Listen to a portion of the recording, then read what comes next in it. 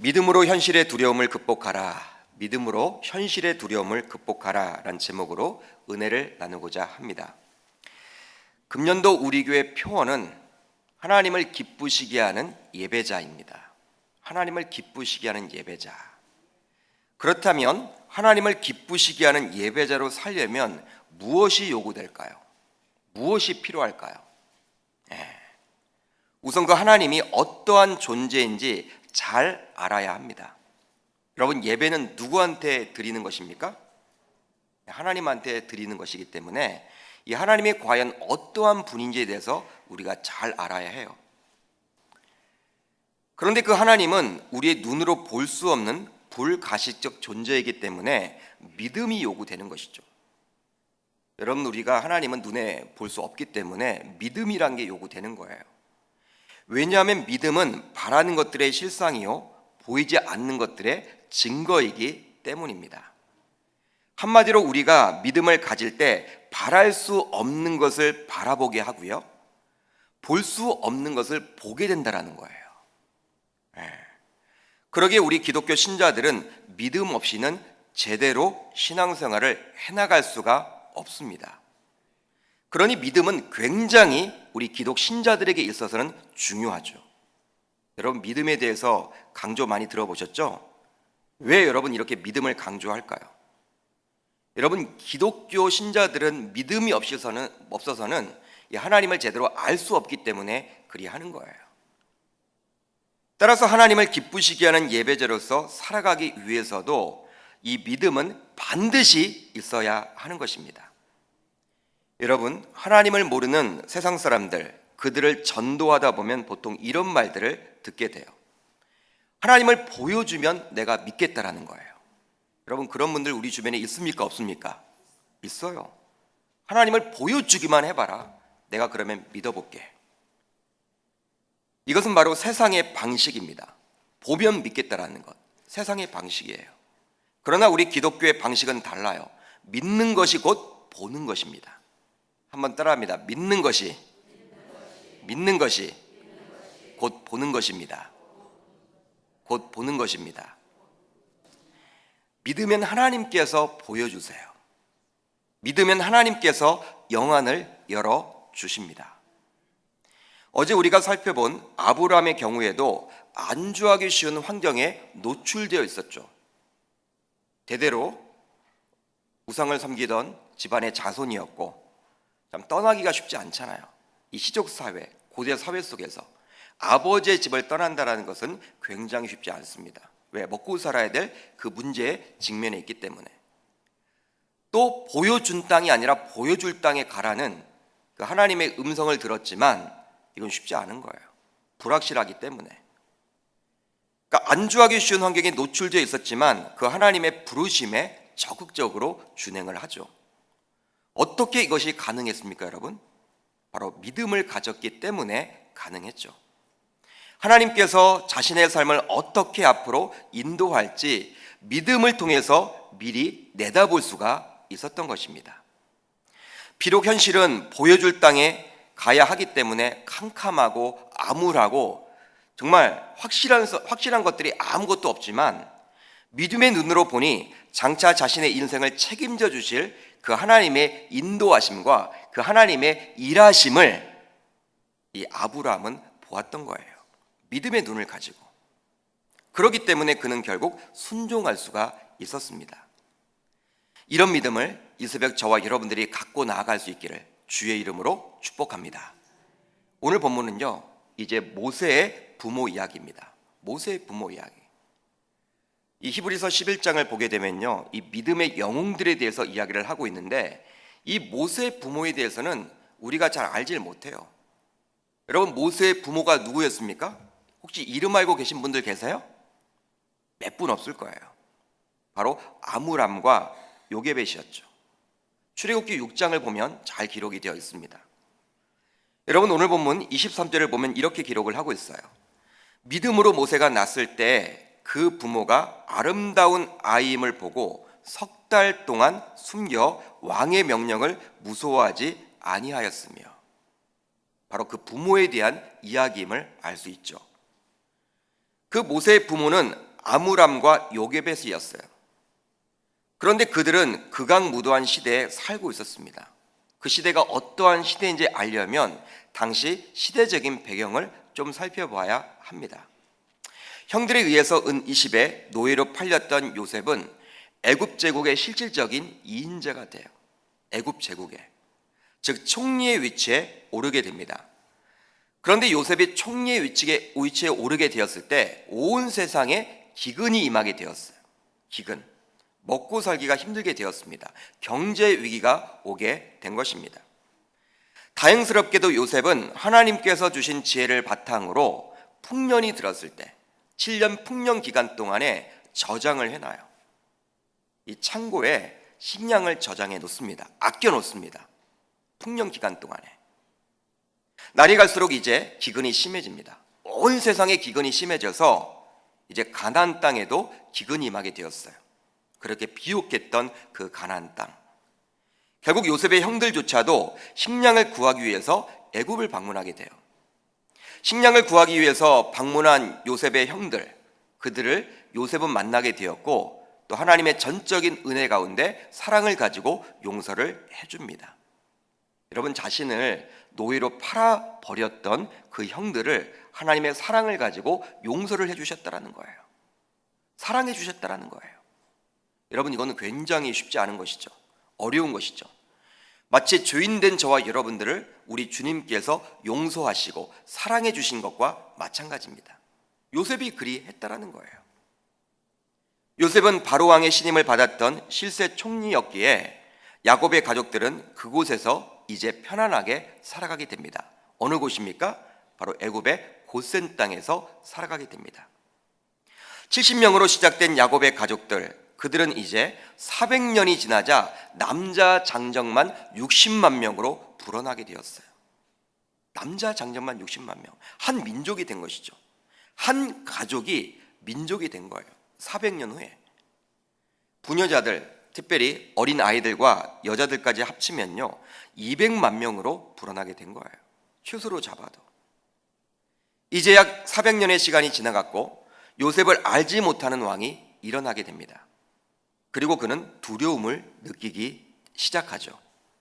어떤 두려움이냐면 큰 민족으로 성장한 히브리 민족이 애굽의 뒤통수를 칠까 봐 그게 염려가 되었던 거예요. 여러분, 어떤 상황입니까? 항상 애굽은 강대국이었기 때문에 또 어느 나라가 또 강대국이 되면요 전쟁을 할 수밖에 없잖아요. 그런데 내부에 있던 이 히브리 민족이 자신과 전쟁하는 와중에 그 외세와 손을 잡고 뒤통수를 칠까 봐. 여러분, 그렇게 되면 나라가 어려워지잖아요. 게릴라전을 피게 되면요 이 200만 명이 여러분 혼란스러워지고 아무리 그렇게 강한 애굽 제국이라 하더라도 무너질 수밖에 없어요. 그렇기 때문에 왕으로서 요셉을 잘 알지 못하기 때문에 요셉이 어떻게 이곳에 자신의 그 가족들을 모시고 오게 되었는지를 잘 모르는 그러한 사람들은 그 왕은요 결국 실질적인 두려움을 가질 수밖에 없게 된 것이죠. 이런 두려움 속에서 이제 바로는 히브리 민족에게 새로운 건축물을 짓도록 합니다. 바로 학대와 핍박을 하기 위해서였죠. 그러나 학대를 받을수록 히브리 민족은 더욱더 번성하게 되었다라고 출애굽기 1장은 이야기를 해주고 있어요. 학대를 받으면 받을수록, 핍박을 받으면 받을수록 민족이 쪼그라져야 하는데 더욱더 번성하게 되었다라는 거예요. 여러분, 아이러니하죠. 여러분, 누가 하신 것일까요? 누가 하신 것일까요? 하나님이 하신 것이죠. 그러자 이제 애굽 왕은 산파들을 통해서 남자 아이들이 태어나게 되면 그 자리에서 죽이려고 했지만, 제가 2주 전에 설교를 했죠. 그 계략도 결국 실패로 돌아가고 말아요. 이제 애굽 왕은 초유의 수단을 강행합니다. 그 내용이 바로 출애굽기 1장 22절이에요. 우리 한번 같이 읽어보도록 하겠습니다. 출애굽기 1장 22절 시작.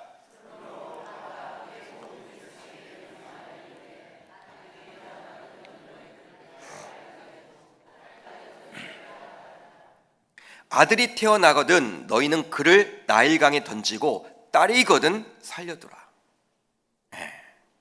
히브리 민족들에게 직접적으로 왕이 명령을 내린 거예요. 산파들이 말을 듣지 않으니까 이제 직접적으로 칙령을 내린 것입니다. 바로 아들이 태어나면 나일강에 던지라는 명령을 내린 거예요. 여러분, 고대 사회에서 왕의 명령은 곧 법입니다. 법이에요. 지금도 법을 지키지 않으면 감옥에 가게 되죠. 그렇지만 당시에는 왕의 명령은요, 이 법 중에서도 지금의 헌법처럼 상위법이었습니다.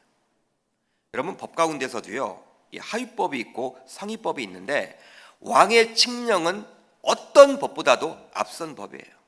높은 법이에요. 그러니까 그 법을 어기게 되면요, 거의 직결처형이에요. 직결처형이에요. 사형이에요, 여러분. 뭐 재판이 그 당시 있었습니까? 지금처럼 뭐 입법부, 사법부, 행정부가 나눠 있는 시대가 아니잖아요. 왕이 여러분 판사 역할도 하고요, 그냥 대통령 역할도 하고 모든 국회의원 역할도 하는 거예요. 혼자 여러분 달려 있는 거예요. 이 왕의 명령을 어긴다라는 것은 그러기 때문에 목숨을 담보하지 않고서는 할 수 없는 행동이죠. 이런 시대적인 상황 속에서 모세가 태어나게 된 것입니다. 여러분, 모세의 부모라고 왜 갈등이 없었겠습니까? 왜 갈등이 없었겠어요? 아마도 임신한 내내 잠 못 이루고 밤을 지새웠겠죠. 아마도 부부의 대화는 이러했을 거예요. 여보, 아들을 낳게 되면 어떻게 할까요? 어떻게 하죠? 내다 버려야지 뭐. 내다 버릴 수밖에 없지 뭐. 아니, 그래도 만약에 하나님이 쓰시는 아이라면 그냥 버려도 될까요? 그럼 어떻게? 우리가 죽게 되는데. 우리 가족 모두 죽을 수는 없잖아. 지난번에 옆집이 독자 집안이라고 해서 남자아이를 하나 살렸다가 며칠 지나지 않아서 그것이 발각되어서 피바다가 일어났잖아. 피를 흘리게 되었잖아. 직결처형 당하는 것, 온 마을 사람들을 다 모아놓고 직결처형을 당하는 것 우리 다 봤잖아. 우리 가족도 그렇게 될 수 있는데 지금 어떻게? 아마도 모세의 부모인 아므람과 요게벳은 임신한 40주 동안 밤마다 이런 말들을 주고받으며 하루하루를 보내지 않았을까 저는 생각을 해봅니다. 이제 드디어 아이를 낳았어요. 딸이기를 기대했을 텐데 아들이었습니다. 누구였습니까, 여러분? 모세였죠. 모세가 출생한 거예요. 그런데 이 부부는 이 모사를 석 달 동안 숨겨두게 돼요. 아들이 태어나면 바로 나일강에 가져다가 버려야 했지만 무려 석 달 동안 집안에 숨기게 됩니다. 석 달 후에는 이제 갈대 상자에 아이를 담아서 떠내려 보내게 돼요. 바로 더 이상 아이를 숨길 수 없게 되었기 때문이죠. 아마도 숨길 수 있었더라면 석 달이 뭡니까? 6달, 1년도 더 숨기려고 했을 것 같아요. 출애굽기를 자세히 읽어보시면요, 출애굽기 2장에 더 이상 숨기지 못했기 때문에 석 달 후에 갈대 상자에 그 아이를 담아서 떠나 보냈다라고 나와 있어요. 분명히 나와 있습니다. 그렇기 때문에 이 부부는요, 이 아이를 키우고 싶었던 거예요. 석 달이 중요한 것이 아니라 키우고 싶었던 거예요. 그렇다면 이유가 무엇입니까? 부모로서 이 모세를 3개월 동안 숨길 수 있었던 이유는 무엇이었습니까? 바로 본문 23절을 보면 이렇게 나와 있죠. 그 부모가 아름다운 아이임을 보고. 또 출애굽기 2장 2절을 보게 되면요, 그가 잘생긴 것을 보고. 그러니까 히브리 기자와 이 출애굽기 이렇게 2장 2절은 그가 잘생긴 것을 보았기 때문에 그 부모는 그 아이를 석 달 동안 이렇게 숨겼다라고 이야기를 합니다. 여러분, 그렇다면 단순히 모세가 외형적으로 핸섬했기 때문에 부모는 그를 숨겼다라는 의미를 담고 있는 것입니까? 여러분, 그런 의미예요? 모세는 태어나자마자 사람들의 호감을 끌 정도로 외적으로 출중한 아이였습니까? 그런 단순한 의미는 결코 아니죠. 그렇게 보셔서는 안 됩니다. 개역개정 성경을 보게 되면 그냥 외적인 잘생김을 뜻해요. 핸섬보이다. 그러나 원어를 보게 되면 분명히 다른 뜻을 담고 있습니다. 바로 원어로 토부라는 히브리어를 사용하고 있어요. 토부. 한번 따라합니다. 토부. 그런데 이 단어는 창세기 1장에서 천지를 창조하시고 하나님께서 보시기에 좋았다, 심히 좋았다 한 곳에서도 쓰이는 단어였어요. 그러니까 하나님이 보시기에 좋은 거예요. 하나님이 보시기에, 하나님의 입장에서 보시기에 좋은 존귀한 의미를 담고 있는 거예요. 이 토브라는 단어는. 그러니까 모세 부모의 입장보다는 하나님이 그 아이를 통해서 이룰 역사를 기대하면서 존귀하게 본다라는 의미가 강하게 있는 것이죠. 여러분, 모세 부모가 이 아이를 보는 순간 누구의 마음을 가지게 된 거예요? 하나님의 마음을 읽게 된 거예요. 그 하나님의 마음을 가지게 된 거예요. 그 하나님의 눈을 가지고 이 아이를 바라보니까 장차 이 아이를 통해 이룰 그 하나님 나라의 확장과 그 구원의 역사를 보았기 때문에 하나님이 존귀하게 여긴다라는 것을 이 부모가 직접 볼 수 있었던 거예요. 그러니까 외형적인 눈으로 본 것이 아니죠. 바로 영안을 가지고 본 것입니다. 믿음의 눈을 가지고 본 거예요. 여러분, 이 뜻은 사도행전 7장에서 정확하게 기록을 해주고 있죠. 즉 사도행전 7장에 나오는 스데반 집사가 공회에서 한 설교의 내용을 보면 답을 얻을 수가 있는데, 바로 사도행전 7장 20절을 보면 이렇게 나와 있습니다. 그때 모세가 났는데 하나님 보시기에 아름다운지라. 할렐루야. 분명히 여러분 잘 나와 있죠. 그러니까 성경을 통해서 우리가 해석을 해볼 수가 있는 거예요. 히브리서와 출애굽기에 나와 있는 그냥 잘생긴 얼굴처럼 보였는데 그런 뜻이 아니라, 외형적인 모습이 아니라 이 스데반 집사의 그러한 이야기를 통해서 무엇을 알 수가 있습니까? 누구를 통해서 여러분 알 수 있어요? 하나님 보시기에 아름다웠다라는 거예요. 토브라는 것이죠. 그렇기 때문에 모세의 부모는 기르기로 작정한 거예요. 부모인 자신들이 보기에 단순히 외적으로 아름다운 아기가 아니었습니다. 하나님의 관점으로 아이를 바라봤더니 하나님이 보시기에 합당한 아이라는 결론을 내렸고, 그 결과 그 아이를 키우겠다라고 결심한 거예요. 바로 영안으로 본 것이죠. 육안이 아니라 영안의, 즉 믿음의 눈을 가지고 본 거예요. 그런데 놀라운 점은 석 달 동안 이 모세를 키우면서 부모는 왕의 명령을 무서워하지도 않고 두려워하지도 않았다라는 거예요. 여러분 23절을 보면 이렇게 나와 있죠. 석 달 동안 숨겨 왕의 명령을 무서워하지 아니하였으며. 여러분, 이것이 어떻게 가능할까요? 어떻게 여러분 이것이 가능하겠습니까? 그렇다면 모세의 부모는 정녕 두려움이 없는 사람이라는 말입니까? 그들도 저와 여러분들처럼 정녕 사람일진데 어떻게 왕의 명령을 어기면서 법을 어긴다라는 것을 알면서도 두려움이 없었을까요? 무서움이 없었을까요? 석 달 동안 아이를 숨긴다고 하지만 아이의 울음소리만 들린다면 이제 곧 끝장입니다. 끝장이에요. 아마도 동네 주민들이 서로 감시하는 형국이었을 것 같아요. 마치 북한처럼 지금 공포정치를 일삼았던 애굽 왕이었기 때문에 아마도 태어난 아들을 숨기고 있는 가정을 고발하는 사람들에게는 일종의 포상금 제도를 주지 않았을까 저는 생각해 보게 되었어요. 성경에는 나와 있지 않습니다. 제 생각이 그렇더라고요. 왜냐하면 공포정치를 일삼았기 때문에. 석 달이라는 긴 기간 동안에 아이를 숨기면서도 부모는 두려워하지 않았다라고 분명히 나와 있는데, 현실에 여러분 두려움 없었다라고 분명히 나와 있지 않습니까? 어떻게 여러분 그렇게 현실의 두려움을 극복할 수 있었던 것입니까? 바로 무엇 때문에 가능했을까요? 바로 믿음이죠. 한번 따라합니다. 믿음입니다. 23절 상반절을 보면 믿음으로 라고 시작을 하죠. 즉 모세의 부모는 믿음의 사람이었습니다. 믿음의 사람이었다. 우리가 잘 알지 못했지만 이 히브리서 11장 믿음의 장에 기록이 될 정도로 믿음이 아주 좋았던 사람임을 기록해주고 있는 거예요. 그러니까 다윗과 거의 맞먹는 거죠. 모세와 거의 맞먹는 거죠. 노아와 거의 맞먹는 거죠. 그들은 여러분 우리가 잘 알잖아요. 믿음의 영웅들이죠. 그런데 우리가 잘 알지 못했던 이 아므람과 요게벳도 믿음의 사람이었음을 잘 알 수 있는 거예요. 즉 모세의 부모는 믿음의 사람이었습니다. 그 믿음으로 현실의 두려움조차도 극복할 수가 있었던 것이죠.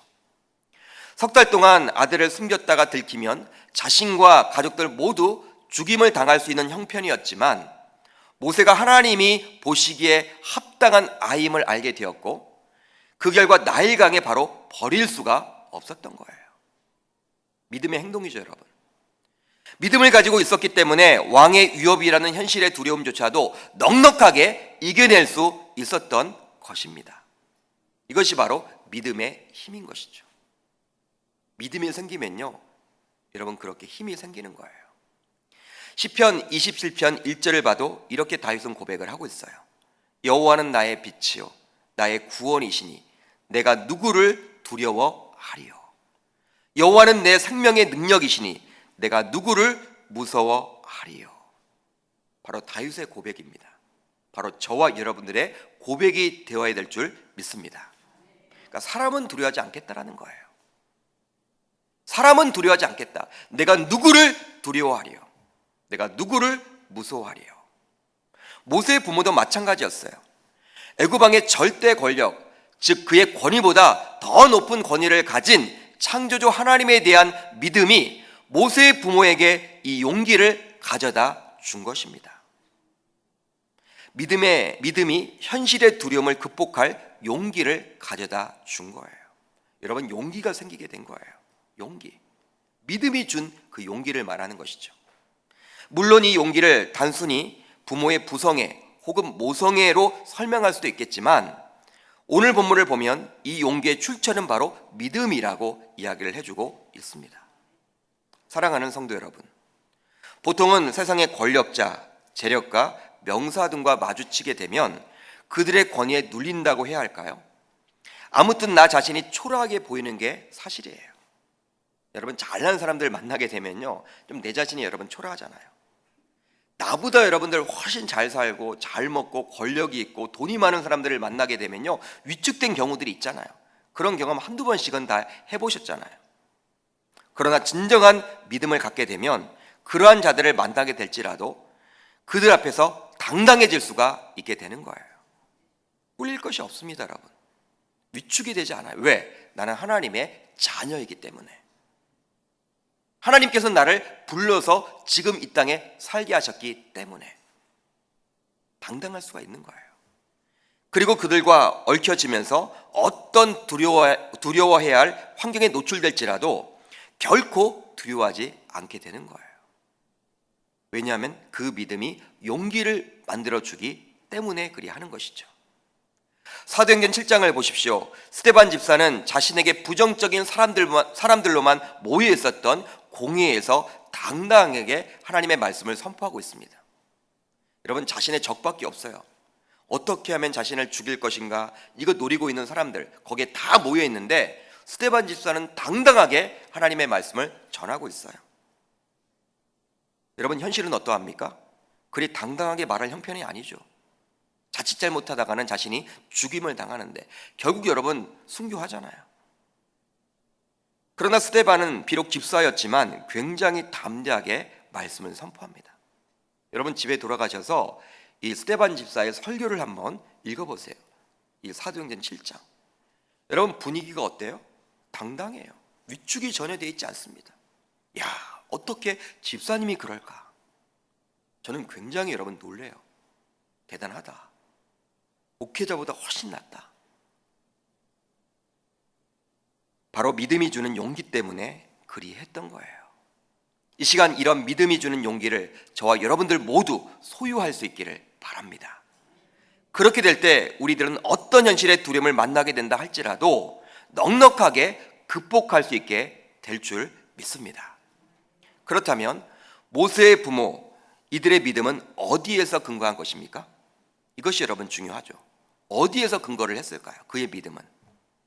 믿음으로 용기를 가지게 되었고 그 용기로 모세를 석 달 동안 숨겼으면서도 애굽 왕의 이 명령을 무서워하지 않았다라고 분명히 나와 있는데 이 모든 출발이 바로 믿음 아닙니까, 여러분? 그렇죠? 그런데 이 믿음은 무엇에 근거해 주고 있냐는 거예요. 창세기 15장을 보게 되면 주께서 아브라함에게 주셨던 예언의 약속이 기록이 되어 있습니다. 창세기 15장 13절로 16절을 한번 우리가 같이 한번 읽어보도록 하겠습니다.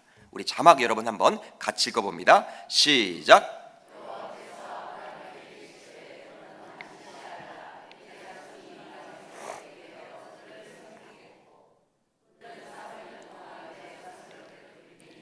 그들이 섬기는 나라를 내가 징벌할지며 그 후에 내 자손이 큰 재물을 이끌고 나오리라. 너는 장수하다가 평안히 조상에게로 돌아가 장사될 것이요 내 자손은 사대 만에 이 땅으로 돌아오리니 이는 아모리 족속의 죄악이 아직 가득 차지 아니함이니라 하시더니. 사대만이 돌아온다. 이게 아브라함에게 주셨는데 우리가 단순히 사대라고 해서 뭐 아브라함 다음 이삭, 야곱, 요셉 때 나오겠다, 그게 아니에요 여러분. 여기에 나와 있는 사대는요, 바로 한 주석학자들의 이야기를 통해서 보면 지금 출애굽기 나와 있는 이 현실이에요. 이 상황이에요. 400년 정도 지난 그 시점을 이야기하는 거예요. 그러니까 하나님께서는 아브라함의 자손들이 하나님께서 허락하신 400여 년 동안 노예 생활을 모두 마친 후에 약속의 땅 가나안으로 돌아와서 주인 노릇을 하게 될 것이라고 분명히 약속해 주고 있어요. 앞으로 400년 후에 일어날 그 일을 이야기해 주고 있는 것이죠. 이 약속을 모세의 부모가 몰랐을 리가 없습니다, 여러분. 몰랐을 리가 없어요. 그러기에 그들은 하나님의 약속의 말씀을 믿었고 자신에게 태어난 아들이 민족 해방을 위해서 하나님께서 장차 쓰실 선물로 인정을 했고 그러기 때문에 기르기로 결심한 거예요. 그러기에 모세의 부모는 석 달 동안 아이를 기르면서도 믿음이 흔들리지 않고 확신을 가지고 믿고 나아갈 수 있었던 것입니다. 비록 아이가 울어도 이 아이를 키운 거예요. 목숨을 걸고. 그렇게 우리의 믿음이 흔들림 없이 지속적으로 달려나아가려면 하나님의 말씀을 지속적으로 붙들고 있어야 하는 것입니다. 여러분, 그러기 위해서는 말씀을 가까이 하셔야 하는 것이죠. 실제로 로마서 10장 17절을 보면 이렇게 나와 있습니다. 그러므로 믿음은 들음에서 나며 들음은 그리스도의 말씀으로 말미암았느니라. 아멘. 여러분, 믿음 성장을 원하십니까? 믿음 성숙을 원하세요? 믿음의 진보를 원하세요? 믿음 갖기를 원하세요? 들으셔야 돼요. 무엇을 들으셔야 합니까? 그리스도의 말씀. 세상에 나가서는요, 세상에 아무리 좋은 것들이 많이 있다 할지라도 믿음 성장을 줄 수 없어요. 분명히 나와 있죠. 들어라. 뭘 듣습니까? 그리스도의 말씀. 말씀을 많이 들으시길 바랍니다. 믿음을 빨리 키우고 싶을 때에는 모든 예배에 나오시면 돼요. 매일매일 진행되는 새벽 예배, 수요 예배, 금요 성령 집회, 기도회 11조, 특별 새벽 집회, 주일 예배, 주일 오후 예배, 부흥회 등등등등. 그뿐만 아니라 방송 혹은 인터넷을 통해서도 우리는 주옥 같은 말씀을 많이 들으셔야 합니다. 실제로 모세의 부모는 말씀을 지속적으로 가까이 했던 사람들이었어요. 말씀을 지속적으로 가까이 했습니다. 한두 번 들었던 사람이 아니었어요. 그걸 어떻게 알 수 있습니까? 저는 여러분 어제 이 본문을 이제 마무리하면서 평소에는 눈에 들어오지 않았던 이 구절이 눈에 들어왔어요. 출애굽기 2장 1절을 한번 같이 읽어보도록 합니다. 우리 자막을 통해서 같이 읽어봅니다. 시작. 모세의 부모를 소개하면서 이렇게 이야기를 하고 있어요. 레위 가족 중 한 사람이 가서 레위 여자에게 장가들었다. 모세의 부모인 아므람과 요게벳이 모두 레위인 출신임을 강조하고 있는 거예요. 드러내주고 있는 거예요. 여러분, 고의적으로 그리 기록을 하고 있는 것입니다. 그냥 2장 1절을 이렇게 기록해도 좋아요. 아므람이 요게벳에게 장가들어. 여러분, 의미 파악이 됩니까? 안 됩니까? 되죠. 네. 출애굽기 6장에도 이름이 기록되어 있으니까. 아므람이 요게벳에게 장가들어. 이렇게 해도 돼요, 여러분. 그러나 레위인이라는 것을 강조하기 위해서 부모 모두 이렇게 2장 1절처럼 기록을 하고 있는 거예요. 고의적으로, 의도를 가지고. 어제 그걸 깨달았어요. 평소는 이게 안 보였거든요. 근데 어제는 그게 확 느껴지더라고요. 아, 그렇구나. 여러분, 이것은 무엇을 이야기하는 것입니까? 바로 경건이 몸에 된 사람이었음을 드러내주고자 하는 거예요. 그러니까 지속적인 말씀 훈련과 기도 훈련에 전념하고 있었던 자였음을 알 수 있는 것이죠. 말씀에 노출될 확률이 누구보다도 높은 사람들임을 드러내주고자 하고 있는 거예요. 그러니 그리 대단한 믿음의 사람이 될 수 있었던 것이죠. 이제 말씀을 정리하고자 합니다. 우리 현실은 우리로 하여금 두려워하도록, 무서워하도록 만들고 있어요. 그래서 세상 사람들은 굉장히 두려움에 떨며 살아갑니다. 여러분, 얼마나 여러분 두려워요? 밖에 나가시면 여러분 무서워할 것들이 너무나 많잖아요. 직장 생활이 그렇습니다. 학교 생활이 그래요. 가정 생활이 그래요. 사업을 하신 분들은 더 느끼실 거예요. 요즘 현실이 만만치 않죠. 두렵죠, 여러분. 그러나 우리가 두려워해야 하는 상황보다도 오늘 본문에 나오는 모세의 부모는 더욱 두려움에 처해 있었음에도 불구하고 결코 두려워하지 않고 있다는 거예요. 결코 무서워하지 않고 있다는 거예요. 직결 처형을 당할 수 있는 그런 현실에 놓여 있음에도 불구하고 두려워하지 않습니다. 바로 믿음을 가지고 있었기 때문이죠. 저와 여러분들이 가지고 있는 그 믿음 말입니다. 그 믿음이 용기를 일으키게 됩니다. 그렇다면 그 믿음은 무엇에 근거한 것이었습니까? 바로 하나님의 약속의 메시지였죠. 그러기에 우리도 지속적으로 말씀을 가까이 해야 하는 것입니다. 말씀을 많이 들어야 합니다. 읽는 것도 중요하지만 많이 들어보세요. 여러분들이 자동차를 이렇게 운전하고 다니시면요, 극동방송을 여러분 맞춰 놓으세요. 그냥 극동방송을. 아니면 여러분들 CD나 이런 것들을 구워서 말씀을 자꾸 듣는 그런 훈련을 받으셔야 하는 것이죠. 그러니까 읽는 것도 중요하고 묵상하는 것도 중요하지만 믿음은 들음에서 난다고 했기 때문에 많이 들으려고 몸부림쳐 보세요. 그러면 어느 순간 믿음의 성장과 성숙이 일어나게 될 거예요. 여러분, 종교개혁자 이 마틴 루터, 여러분 종교개혁 이후에 이 예배 시간이 있습니다. 여러분 지금 캐톨릭도 마찬가지지만 여러분 그 중세시대 때 교회를 보게 되면, 종교개혁 이전 교회를 보게 되면요, 이런 예식 형식들이 얼마나 많은지 몰라요. 의식들이 얼마나 많은지 몰라요. 예배 시간에, 미사 시간에. 그렇지만 여러분, 이 종교개혁을 하고 난 다음에 주보를 보시면 알죠. 가장 중간에 무엇이 있습니까? 말씀 시간이 있고요. 말씀 시간이 제일 길어요. 목사님 찬양이 더 많으면 좋겠는데. 여러분 주일 대예배를 보세요. 우리가 1시간 예배를 하지만 30분, 40분이 거의 말씀이에요. 여러분 왜 그럴까요? 믿음은 들음에서 나기 때문에 그리 하는 거예요. 믿음은 들음에서 나기 때문에 그리 하는 거예요. 여러분 들으셔야 해요. 여러분 무엇을 듣고 사십니까? 요즘 밖에 나가시면 여러 가지 정보, 여러 가지 사건, 사고, 여러분 혼란스럽게 하는 것들이 얼마나 많은지 몰라요. 과연 나는 하나님의 말씀을 듣는 시간보다도 세상 그러한 것들을 더 듣는 것들이 많다면 우리의 믿음 성장은 요원한 것입니다. 정말 믿음 성장을 원하신다면, 믿음 진보를 원하신다면, 믿음이 좋아지기를 원하신다면 이 말씀을 여러분 사랑하실 수 있기를 바라고, 말씀 듣는 시간을 많이 확보하실 수 있기를 주의 이름으로 축복합니다. 그렇게 될 때 어느 순간 믿음의 성장과 성숙이 일어나게 될 것입니다. 그러한 믿음을 가짐으로 이 땅에서 어떠한 현실과 상황을 만난다 할지라도 두려움과 무서움을 넉넉하게 극복해낼 수 있는 저와 여러분들 다 되시기를 주의 이름으로 축복합니다. 축복합니다.